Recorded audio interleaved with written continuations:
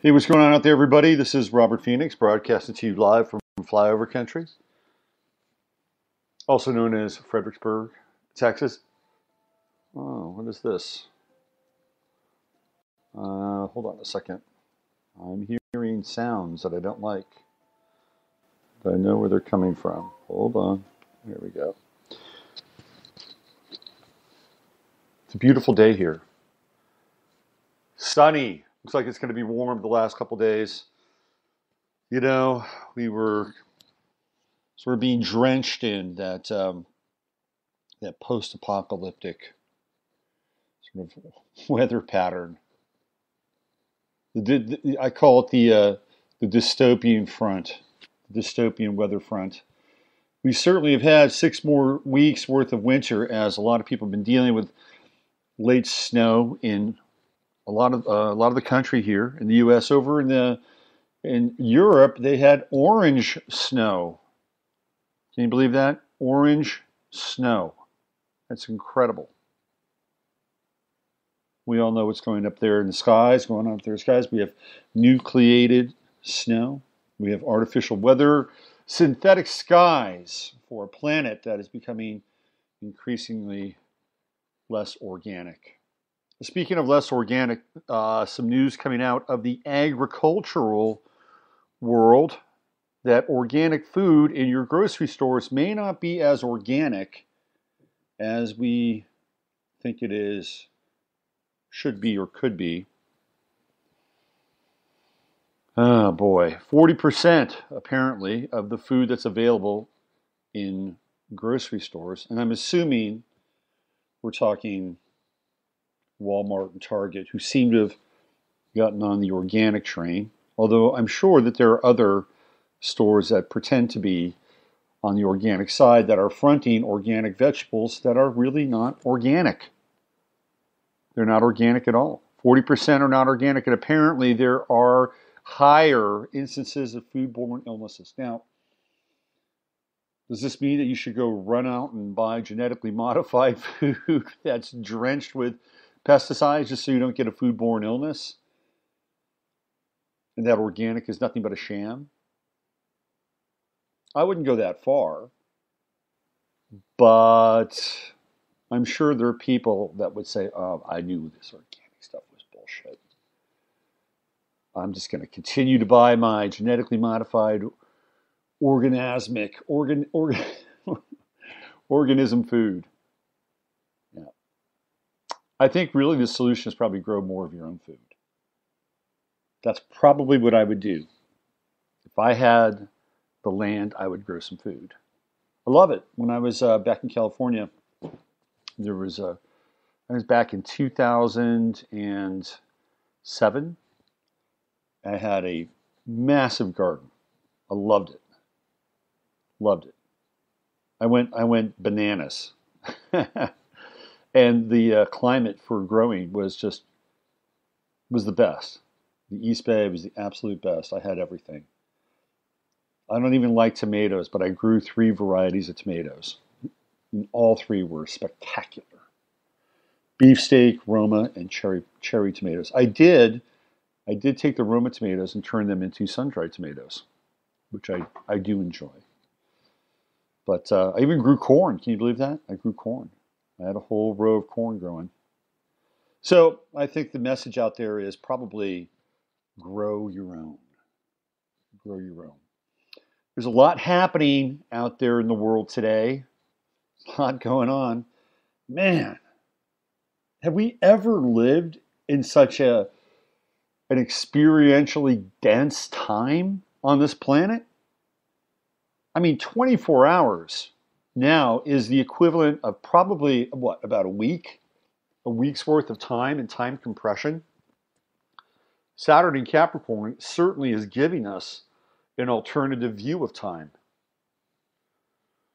or at least an alternative experience of time. Let me give you an example.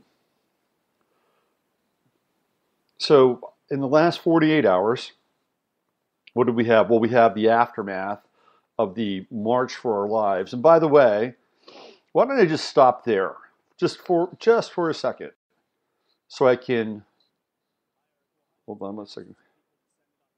let me close that off. I want to give you a statistic about March for Our Lives.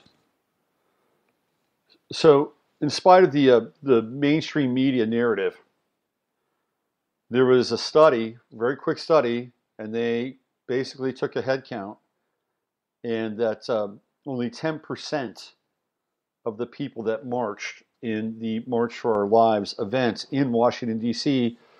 were under the age of 18. So I'm going to read this.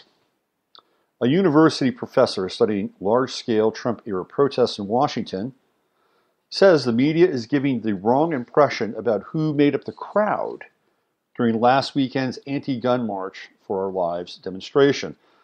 My research tells a different story about who participated in the March for Our Lives, and it is more complicated and less well packaged for prime time. University of Maryland sociology professor Dana R. Fisher wrote in a Wednesday story for the Washington Post.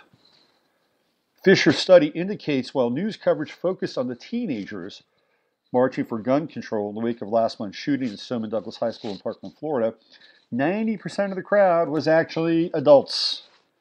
She said the average age of the adults in the crowd was just under 49.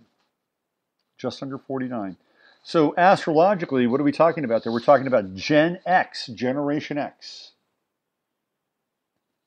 These kids are the progeny of Generation X. Contrary to what's been reported in many media accounts, the D.C. March for Our Lives crowd was not primarily made up of teenagers, Fisher wrote. Now, this is a guy who is doing research for the University of Maryland. And by and large, the major universities, and especially University of Maryland, which you know is connected into the CIA, the NSA, the alphabet networks, who use colleges consistently to mine data, get research, fund professors. They're on the payroll. I've shared this story before. I'll share it again. Back in 2006, I was actually at Stanford University. I think this was like 2005. I think 2005, 2006. I was at Stanford University, and a friend of mine was playing didgeridoo. Stephen Kent. By the way, look his music up. Stephen is one of the, I think he's one of the great musicians on the planet, to be honest with you. He has made a career out of blowing into a hollow piece of wood. He's a didgeridoo player, and he's a tremendous musician and a great composer, fantastic human being, loves Stephen to death. He was there to open for the Dalai Lama, and I was kind of managing Stephen at the time. And so he got this invite to go open for the Dalai Lama. So I got behind the scenes at Stanford for about 3 days. It was very interesting. And the guy who was the head of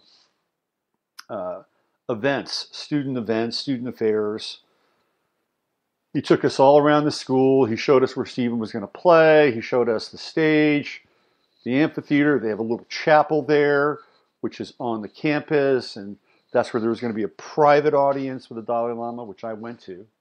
Very interesting. The whole thing was a trip. Anyway, he shared with us that Stanford is Langley West, that the campus was crawling with spooks and spies. And it's not the only campus around the country that has vested interest from Alphabet Agency. So I'm just giving you kind of an insight into the University of Maryland. And of course, we've seen over the course of the last 30 years that the curriculum and the overall view of the college experience has migrated steadily to the left. So for somebody from the University of Maryland to come up with a study that looks like it's fairly independent is interesting, to say the least. Let me continue here. Fisher said her team sampled 256 people who were randomly selected. Her research will become a book titled American Resistance and will be published after the midterm elections. Fisher also expressed skepticism that all those who showed up to the march were there primarily because of their views on guns. Some, she said, came for entertainment. The March for Our Lives had the allure of a free concert. In fact, the website maintained a list of performers but never listed the speakers, she said. But it is one thing to turn out to watch Lin-Manuel Miranda and Ariana Grande perform, and quite another to vote in the midterm election in November. The research follows an imaging company saying the turnout for the march was much less than claimed by its organizers. Organizers of the demonstration claimed Sunday that some 850,000 people attended the pro-gun control event. But Virginia-based Digital Design and Imaging Services, which uses aerial photos to calculate crowd sizes, reported the event's peak crowd size was at 202,796 people. Well, that's still a pretty good number. 202,000 people. Well, apparently 10% of that were under the age of 18, so about 20,000 people, 20,000 quote-unquote teens. And the rest were the adults that were supervising, brought them there, or were just very keen on removing the Second Amendment, because that's really where it's at. Let's just be clear about it. Now they're sort of backtracking. They're sort of dancing around this. Well, no, it was never about taking your gun rights away. It was never about taking the Second Amendment away. No, we just want to have a sane conversation. We want to take away the guns that are the most dangerous. Bunch of bullshit. Politics in general is a bunch of bullshit. But, I just want to cycle through this. We're in Saturn and Capricorn. We cannot not deal with the political reality because it's coming down around us 24/7 right now. We have to, it's like, the analogy that I would use is that essentially the Poseidon has turned upside down. And now you're out of the Poseidon before it turned upside down. And you've got to swim. You've got to swim to shore, and you've got to get to, right? You've got to get through the high tides, the waves, the enormous waves. You've got to get through the shark-infested waters to get to land and get grounded, and that's kind of where we are. This is the Capricorn, Saturn and Capricorn reality that we're living in. So it's good to be able to, again, just go through it, look at it, speak truth to power, and then move on to get to the next events. And the next event is probably we got two big events happening simultaneously. Okay, so we have March for Our Lives, the aftermath for March for Our Lives.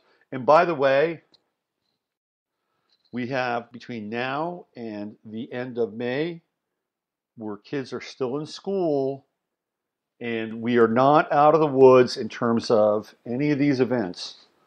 Because if you understand how the architects of this reality operate, they were already planning the next 2 to 3 events even before what happened in Parkland. And Parkland, again, in my estimation, Nicholas Cruz was a patsy, and there was something else that happened in Parkland, and based on my research and my estimation, what happened there is not really what happened there. And if you listen to this program, you understand why I've come to this conclusion and the reason why this has been done. It's been happening again since 2009 in earnest. A wave of revolutionary crisis since 2009. I was talking with a good friend of mine yesterday, and we always have this interesting sort of debate and dialogue about the nature of reality. She's a dyed-in-the-wool kind of liberal progressive. She's a believer in the new age. She wants to have a hope and a dream and a vision for the future, something to move towards. I think we all want some point in the event horizon that we can aspire towards. Because if we don't have them, then what are we doing here? We're just existing. We're kind of, mucking around, and we're making time until eventually, the clock runs out and we're on to the next reality. So I get it. I totally understand it. I totally get it. And I do the best that I can in my life to move towards those points in the event horizon myself as well, and with you out there listening together. So we were talking about this last night, and I was breaking down this whole thing in Parkland because, of course, she sees it as the magical kids. Oh, these magical kids. Aren't they great? Aren't they just magical? Because that's part of the narrative. These magical kids. And then it began to break down the reality of the magical kids. Began to break down who David Hogg is, who his father is, who he worked for, who he works for currently, the connection to Emma Gonzalez, the Cameron Kasky connection. Bang, bang, bang, bang, bang, bang, bang. These are not your average garden variety, teenage, inspired protesters. These kids have been worked with, they've been trained, they've been indoctrinated for specifically this moment in time. And that's why we see them as the figurehead of the protest movement. There are other kids at Parkland who don't agree with them, other kids at Parkland who would like to debate them. The Parkland 4 or 5 or 6 or whatever they are, they won't take the bait. They won't. And the reason why is because their handlers cannot afford for their golden children, the magical kids, to lose face in public. They will be completely managed from this point forward until they get elevated to the next level or completely recede back into where they came from. Just like people like D. Ray McKesson from Black Lives Matter and all the people that are connected to these various social movements, they begin to recede back into the background once their purpose is fulfilled. Right? Okay. So we're talking about this, and she just had a very difficult time. She believes, well, so nothing is real, nothing is spontaneous. And I would basically say the answer would be, for the most part, no. If she says, well, what about a small grassroots movement? Well, the small grassroots movement is generally sucked up by a larger grassroots movement that wants to manage everything and control the reality, control the experience. We got some chatter here going on in the chat room. We got Stephen Kent. Oh, look at that. Steve Crummy, Stephen Kent, Transmission is one of the best bands. Love it, man. That's awesome. Steve knows Stephen Kent. That's great.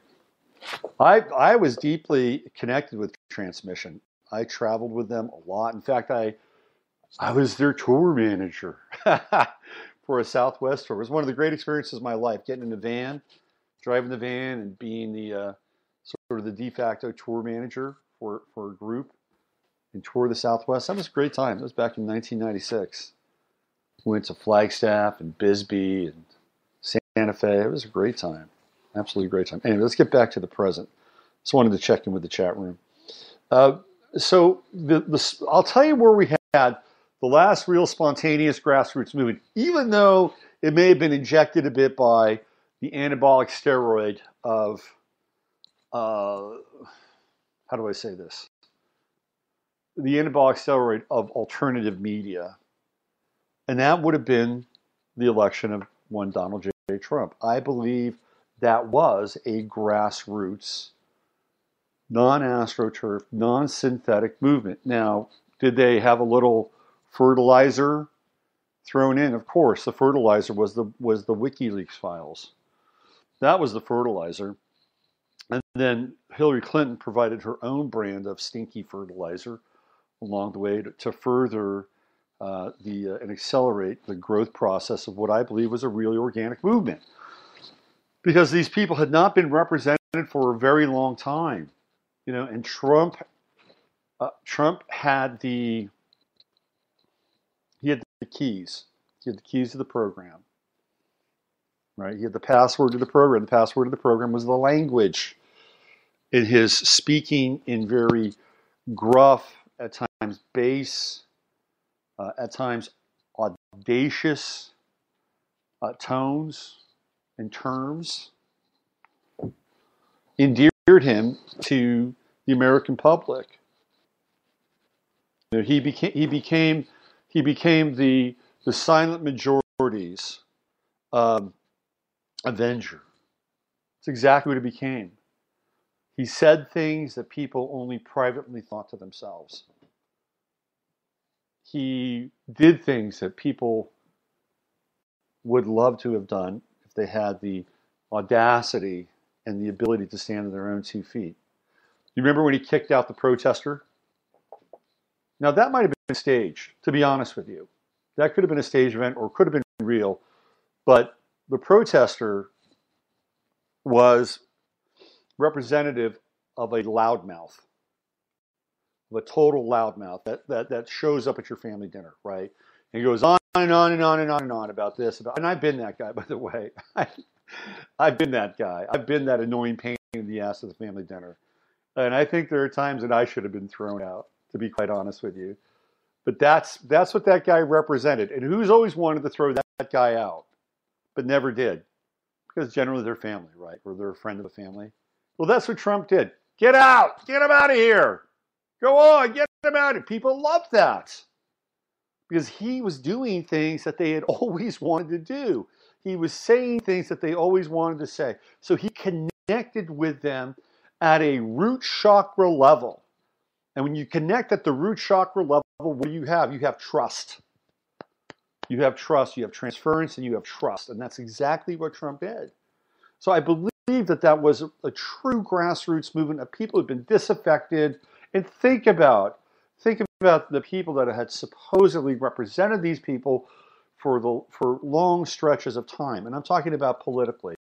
Mitt Romney, are you kidding me? Are you kidding? Now, he might rival Trump in terms of wealth and maybe even have more money than Trump, to be honest with you, and maybe less debt than Trump. But Mitt Romney is pressed and creased, and he cannot connect with the Vox Populi. He just can't. You know, he smells of the odious cologne, eau de elite, right? That's what he smells of. He just reeks of eau de elite. People can't relate to him. You know, and I'll never forget that video of the guy he's disabled and he's asking Mitt Romney about medical marijuana because he needs it, and Romney is so out of touch with the guy that he's like shooting him down. The guy said, "Look, it really helps me," and Romney says, "Yeah, well, I'm much more into synthetic cannabis, synthetic THC." Of course you are, because you've got business interests in it. And that's the problem with politics. You know, a real person would have looked at that guy and said, you know, I'm really into the prospect of synthetic cannabis, but I can also see that it's probably helped you. And maybe I need to rethink it, or maybe I need to do some more research. Wouldn't that have been more like humane kind of response? And if he even meant it, it would have been even better. Like a real slick politician could come up with that. But that would have been an amazing kind of moment in time. The guy said, wow, man, that guy's almost human. But of course, what does he get? He gets the synthetic robotoid response, and he moves on. So who can relate to Mitt Romney, right? Prior to Mitt Romney, what did they have? They had, let's see, they had George Bush. John McCain? Do people really relate to John McCain? Once you spend about an hour really kind of zeroed in on John McCain, I mean, this is back in the day. This is not now. I mean, clearly, this is a shell of a man. I'm not even sure he exists anymore. But on some level, I guess, oh, John McCain, he was a war hero, and he's an maverick, and blah, blah, blah. He wasn't any of those things. And maybe for somebody who's desperate and really looking to attach their lifeline to somebody in Washington who might be able to represent them, McCain might resemble somebody like that, but clearly he's not. And prior to McCain, there was George W. Bush, who on the surface has the folksy mannerisms of somebody from Texas. He's a cancer son. I think he was born on, 4th of July or 3rd of July. So theoretically, here's a guy that could really relate to the people. And by the time he was done, people couldn't really stand him. Couldn't stand him. Because he was living behind an absolute minefield of toxic debt. This is what he left the American public with. So here comes Trump, and he comes in and he speaks the language. He has the syntax of the common American man and woman. And that is why Trump got elected. Cambridge Analytica, I'm sure, played some minor role. Minor. It might have been the role where they get the people that are on the fence, the people that are just slightly right of the left, right, who are looking at the disaffection or their disaffection with the Democratic Party. Maybe that was sort of the small little wedge they were looking for. But let's be clear. Let's be clear. Elections are manipulated and rigged and have been for a very long time. The election between Obama and Romney, there's a very good chance that Romney actually won that election. Go back, do some of the research, and you'll see what I'm talking about.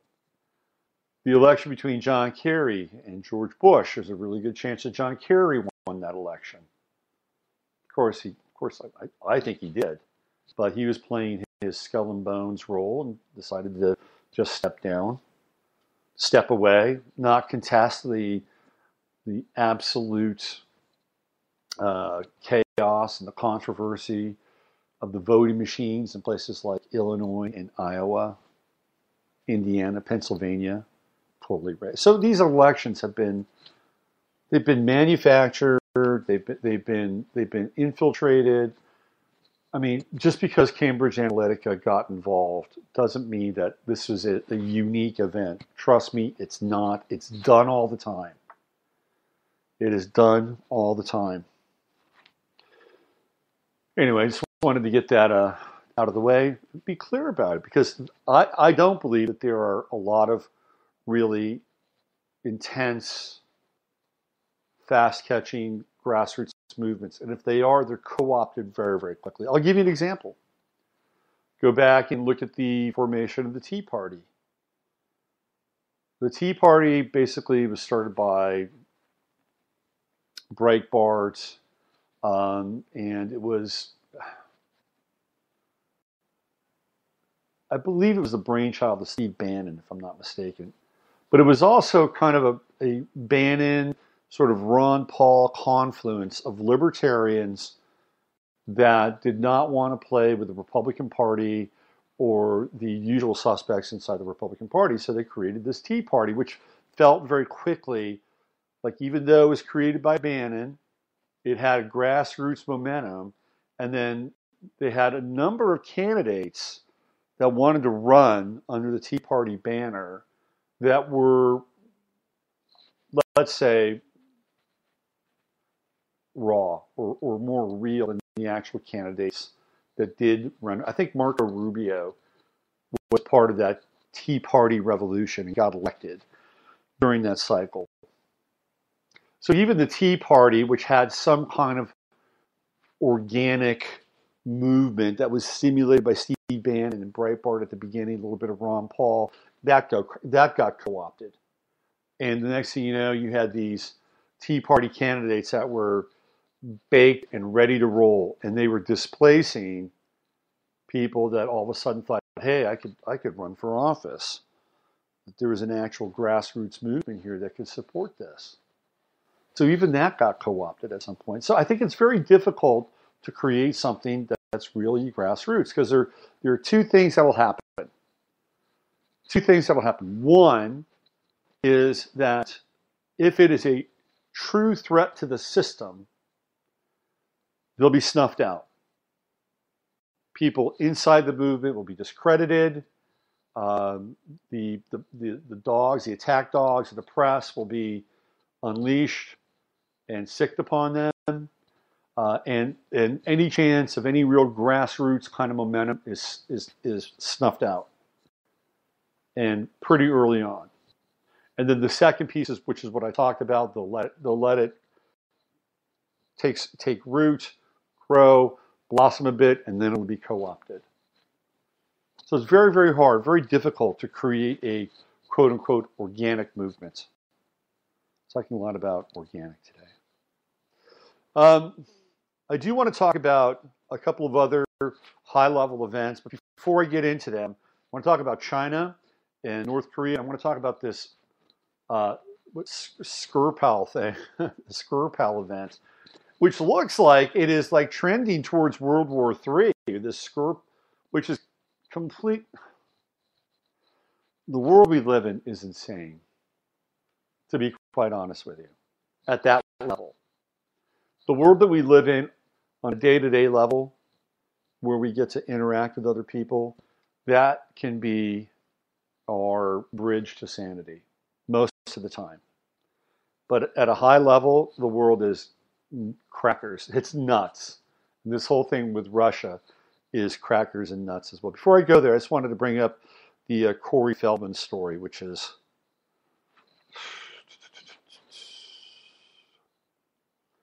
kind of strange. Corey Feldman is kind of a strange guy anyway. So it was reported that Corey Feldman was stabbed. Well, it turns out that Corey wasn't stabbed, but he was instead injected. I don't know if you're following this. It's really a minor story. But Corey Feldman is a person of interest because of his connection to pedophilia and his relationship to Hollywood and that whole sordid tale. I did a fairly deep dive on Corey Feldman. Looked at his chart, looked at his background. It's pretty sketchy. Pretty sketchy. You know, what I came away with is that Corey Feldman's family really matched the profile of a quote-unquote Illuminati / satanic family. Bottom line, that's what it looked like. From my being able to put all the pieces together, the players together, the relationship with his sister who went on to be a musketeer, second generation musketeer for, of course, Disney, the strange background of the father who was in the music industry. And I think they're from Encino, which is a very strange place. Very, very strange place. That was the location of where, I think if I'm not mistaken, the director of the X-Men, Bryan Singer, in conjunction with the guys at Digital Entertainment Network, Den, were having their kiddie parties. Yeah, Encino. That's where Corey Feldman's from. Anyway, Feldman is out of the hospital, sharing a new story in the wake of a bizarre attack that took place on Tuesday night. The LAPD tells DailyMail.com that Feldman was released early Wednesday morning, shortly after he shared 2 posts detailing an attack that he believes almost cost him his life. The LAPD were quick to state that Feldman was not stabbed and had no visible injuries as a result of the attack. The actor is standing by his statement. Perry Wander, the lawyer for Feldman, told DailyMail.com that his client filed a police report stating that 3 Hispanic men appeared and tried to fight him and his security guard, with one of the men then stabbing the actor with a sharp object while his guard was distracted by the others. Fingerprints and DNA samples were taken from the scene, according to Wander, and are now being tested by the LAPD. An officer confirmed at DailyMail.com that the department is investigating a possible assault with a deadly weapon against Feldman. So it went from being stabbed to being punctured by a hypodermic needle. Very strange. His tweets, LAPD are currently investigating the case as an attempted homicide. I have had mounting threats on all SM platforms, social media, by this vile wolf pack. And this, I'm sure, is a result of those negative actions. I have reason to believe it's all connected. Enough is enough. How sick are these people? So who knows? Maybe he's targeted. I don't know. It's certainly very strange. And it's just one of those stories that are making the rounds right now, and he is certainly a person of some interest. Not a lot. Okay, let's get to the Skripal piece. This thing just won't go away. So if you're late to the story here, the niece, first, Sergei Skripal, who apparently was a double agent, kind of like Alger Hiss. He's a double agent. Rudolf Hess. I always get Rudolf Hess and Alger Hiss confused. I think they're both double agents. The niece of poisoned ex-Russian double agent Sergei Skripal said she doesn't know how or where her uncle is. Her comments come after Skripal's friend and neighbor said that he has not been allowed to visit him in hospital. On Thursday, High Court Justice David Basil Williams handed down a ruling on the medical condition of the Skripals. It contained evidence from the consultant treating them in Salisbury District Hospital, which stated that the family had not been approached by anyone known to the patients to inquire of their welfare. Ross Cassidy, a haulage contractor, has been Sergei Skripal's neighbor since 2010. He said that he has been prevented from visiting Skripal and his daughter Yulia in hospital, that he believes they are so critically ill there is no hope that they'll be revived. Despite being blocked from seeing his friend, Cassidy said he understands that the prognosis for the Skripals is grim. Quite frankly, what future have they got, he said. I don't know the properties of this weapon that was used on them, and my guess is that they are probably being kept alive by artificial means. And what life will they have if they survive?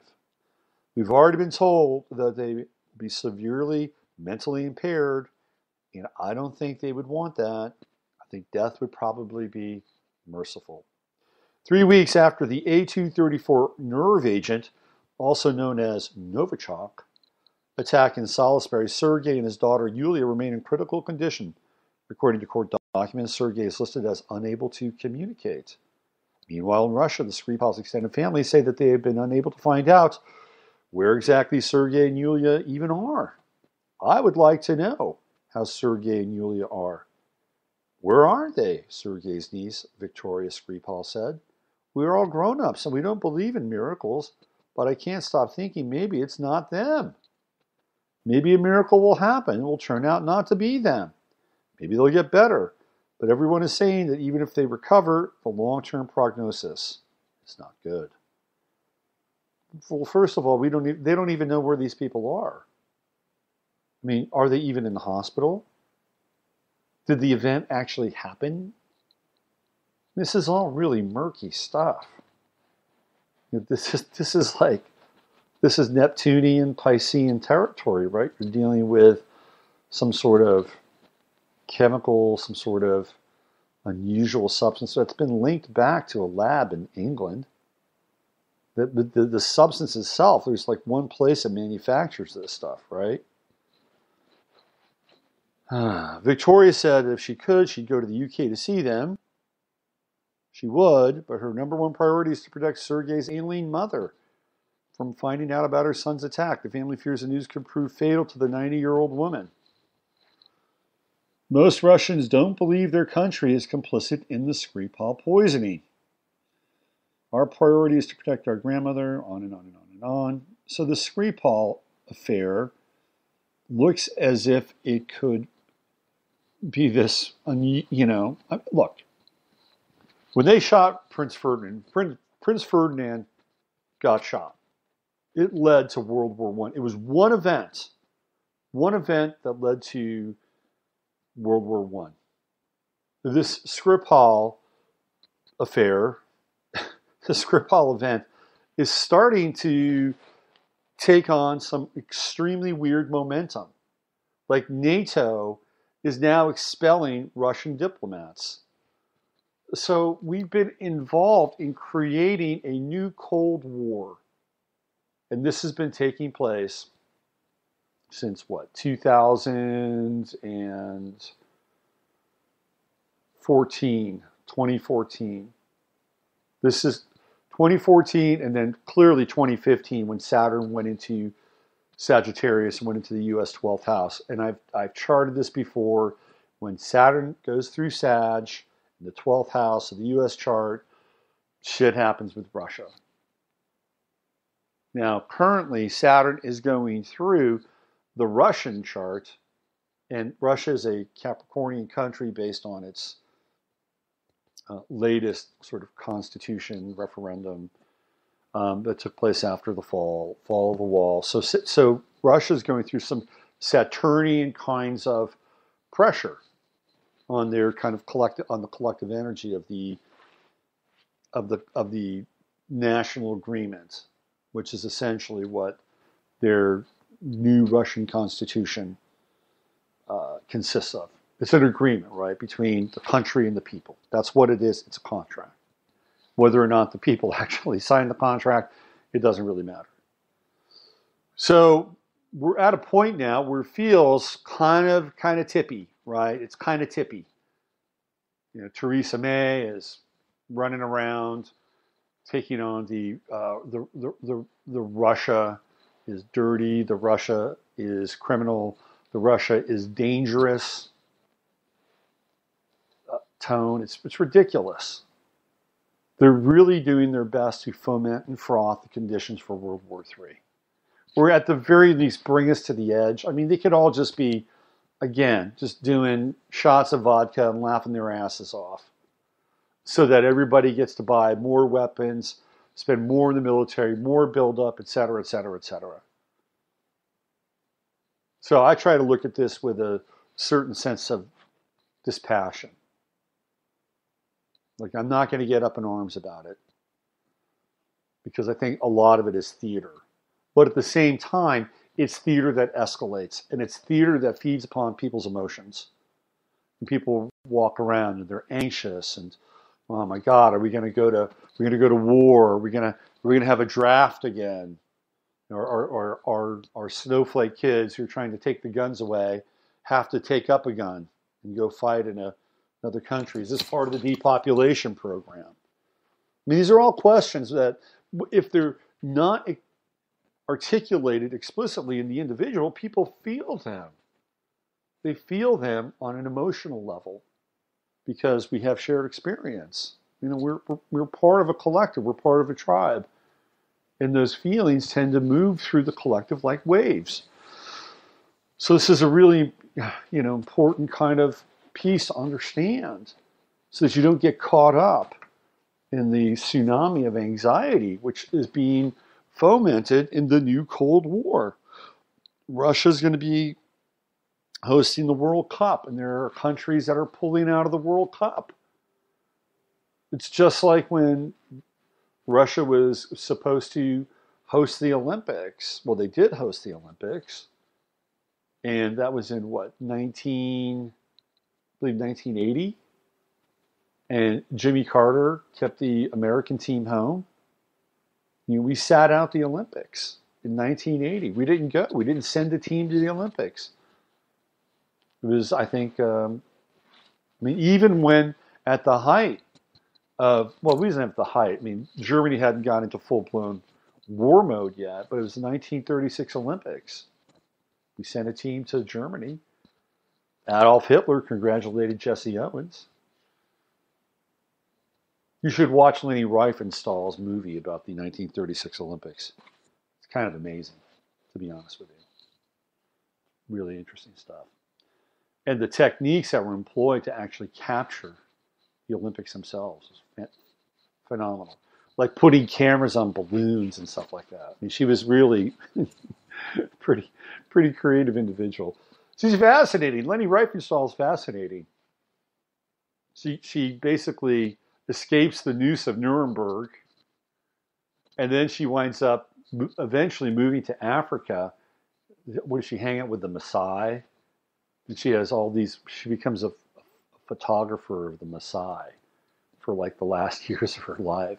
So she goes from capturing the rise of the Third Reich and making all these movies for Hitler to living with the Maasai and capturing their very visceral day-to-day activities. You should check out her photographs. They're pretty interesting. What a complex lady that was, huh? Anyway. So we've got this international event that seems to be snowballing now. The American people are sitting around there scratching their heads going, what the hell is going on here? And I think not just the American people, I think most people in the world are sitting around. I mean, it's kind of like, let's let's make a Mount Vesuvius out of a couple of specks of dust. I mean, because let's be clear, the only time human lives really matter and really count at a high level is when they're being used and exploited for some political purpose. Other than that, the leaders of the world don't give a shit. They don't. There are people in Gaza that are tortured. They die on a daily basis. There are people in this country that are suffering terribly from opioid addiction, from underemployment, from violence inside of their family because they're dealing with hopelessness, that their world has been taken from them and replaced by some chemical reality that gives them a few brief moments in time where they can somehow medicate themselves and not have to deal with the bleak, nihilistic hopelessness their existence has in store for them?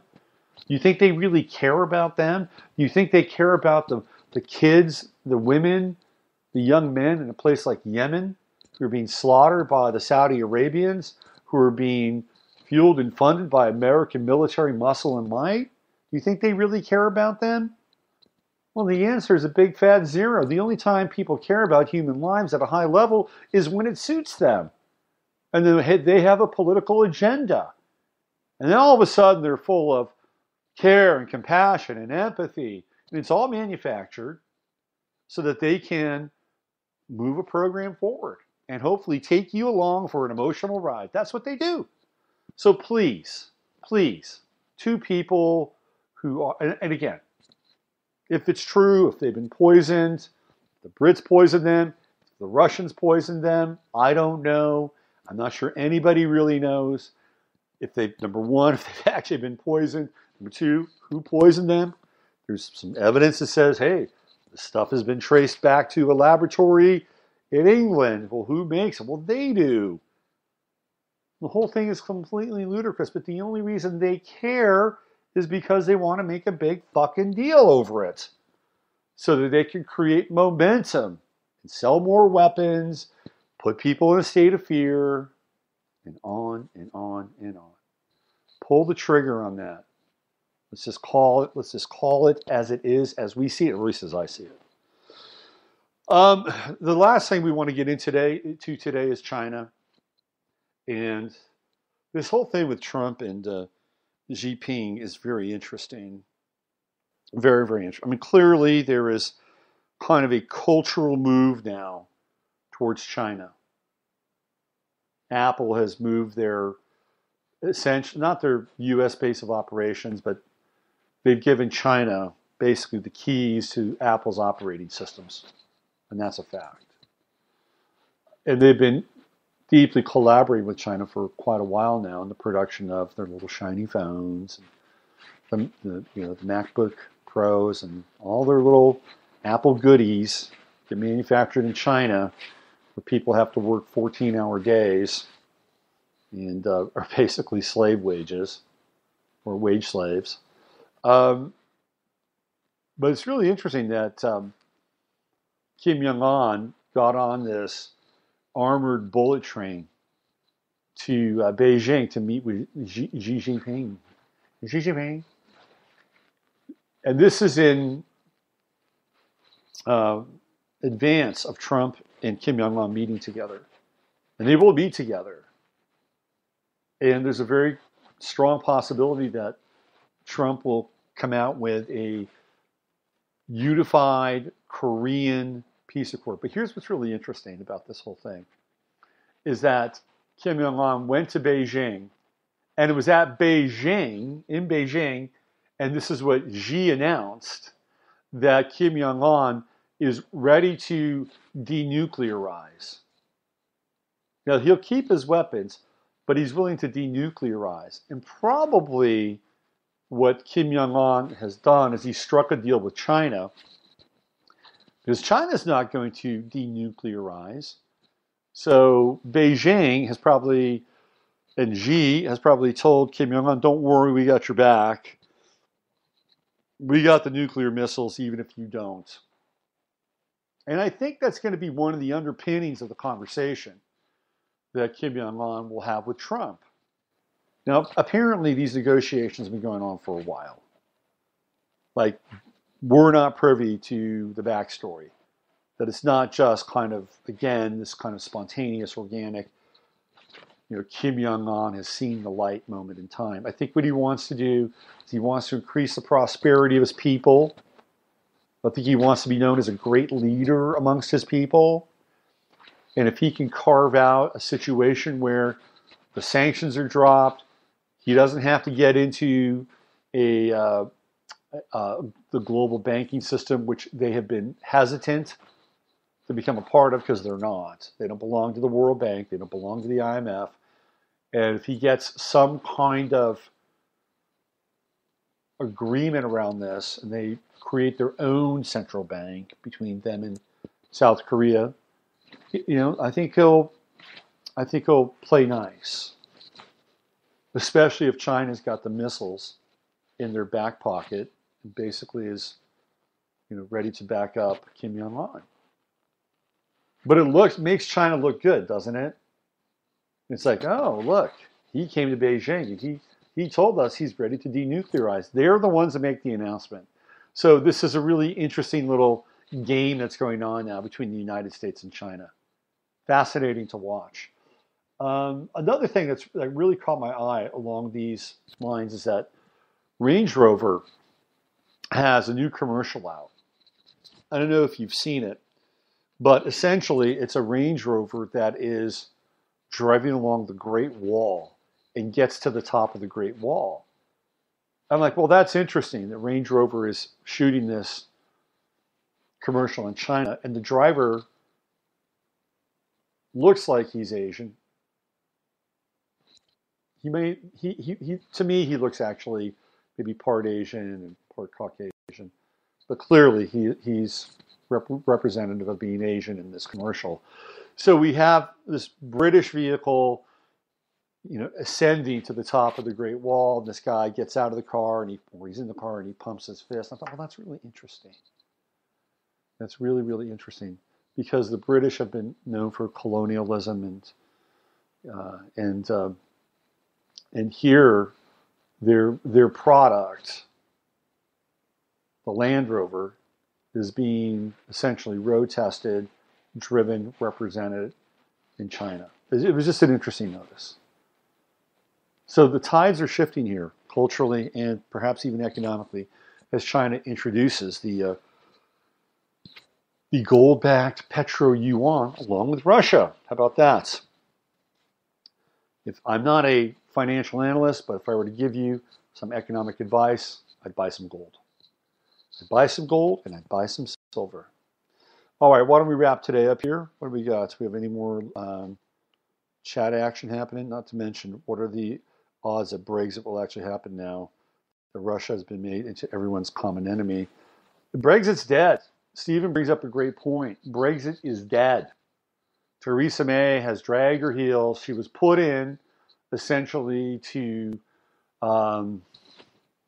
diffuse Brexit and make it an absolutely worthless agreement. Absolutely worthless. So no, Brexit's not going to happen. And if it does happen, then all the economic ties that England has to Europe will mostly be intact. It felt great while it lasted, didn't it? That whole kind of nationalistic wave. Well, look, it's really, to some degree, nationalism does have something to do with this because nationalism is the opposite of globalism, and globalism is the hegemonic organization of everybody under a one rule, one world principle. And while it sounds great on paper, if you really drill down and look at what the ramifications are, it may not be so great. All right, why don't we get on out of here? You've been listening to 15 Minutes of Flame, and I've been doing my best on this day to help us navigate through the choppy and murky waters of the global political theater. And trust me, it's much more complex than basically a 55-minute show can untangle. But I did my best. So it's still early in the day. Get out there, get some sunshine, get some good UV while you can before they start strafing the skies with whatever cocktail they're brewing up now. Get out there and get some of that good UV. Get some really good companionship, camaraderie, brotherhood, sisterhood. Make that a part of your life as well. Again, feed yourself to the best of your ability. All right. Oh man, we didn't do time tunnel. I always get so wound up in the news of the day. We'll do time tunnel tomorrow. Make sure we get into it. Tomorrow's the Friday forecast. We'll definitely do some time tunnel tomorrow. Maybe I'll expand it. All right, you know the drill. Use your head to discern what's real in your heart.